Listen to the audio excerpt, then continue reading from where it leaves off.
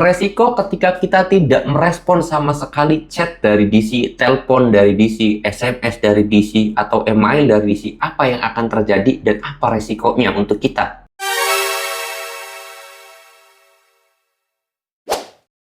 Assalamualaikum warahmatullahi wabarakatuh teman-teman semuanya. Pada kesempatan video kali ini saya ingin membahas tentang resiko yang akan terjadi ketika kita tidak membalas sama sekali baik chat, telepon, SMS, email dari DC. Apa yang akan terjadi kepada diri kita? Apa aja resiko yang akan kita terima? Nah, di sini saya mau bahas buat teman-teman semuanya. Karena banyak banget yang nanyain, Bang, kalau kita nggak respon DC-nya gimana ya, Bang ya? Saya takut gini.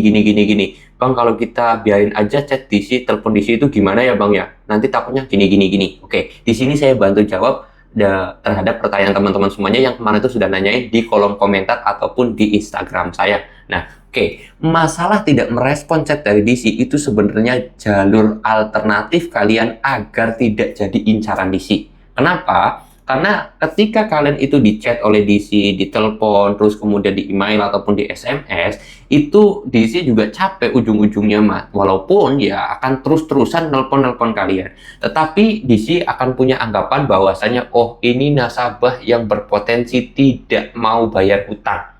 Akhirnya DC itu tidak lagi ngechat ke kalian sebenarnya lama-kelamaan. Memang butuh waktu, pasti 3 bulanan pasti akan diteleponin terus, tapi setelah 3 bulan ke atas kalian gak bakalan di chat-chat lagi atau tidak ditelepon-teleponin lagi. Ya ada aja telepon ataupun chat yang masuk, hanya tidak terlalu berlebihan. Itu aja resikonya. Bahkan bisa dikatakan itu menjadi jalur tercepat agar DC itu mengalihkan perhatian. Jadi kan di satu orang DC itu saya yakin menagihnya itu nggak 1-2 orang, tapi puluhan orang, bahkan ratusan orang. Misalkan nih, saya DC, saya tuh ditugaskan oleh atasan, nagihnya itu bukan 1 orang kalian aja gitu, bukan 1 orang aja, pasti ratusan orang. Jadi ketika saya ngechat 100 orang, itu kan pakainya pesan apa ya, salin tempel ya teman-teman ya, tinggal copy paste aja, copy paste, kirim ke 100 orang.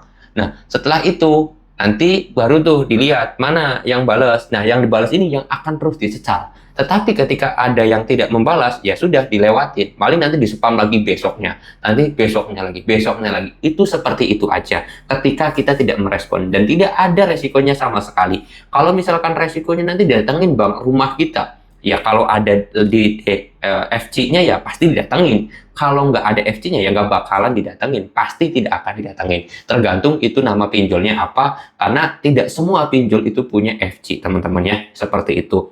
Justru malahan bagus kalau kalian itu tidak merespon. Kalau kalian mau merespon, harus dengan apa ya, kasarnya kata-kata yang bisa menjatuhkan mental. DC itu kan sedang nakut-nakutin kalian, tapi kaliannya malah berani, malah meledek, malah melawan, itu bisa aja DC-nya yang kena mental. Contoh kecil, saya akan datang ke rumah kamu bawa RT dan juga RW.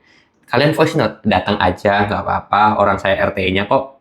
Nah, dengan nada sedikit mengejek, dengan nada sedikit meremehkan atau merendahkan, itu bisa aja DC tersebut kena mentalnya. Kalau kalian mau balas seperti itu.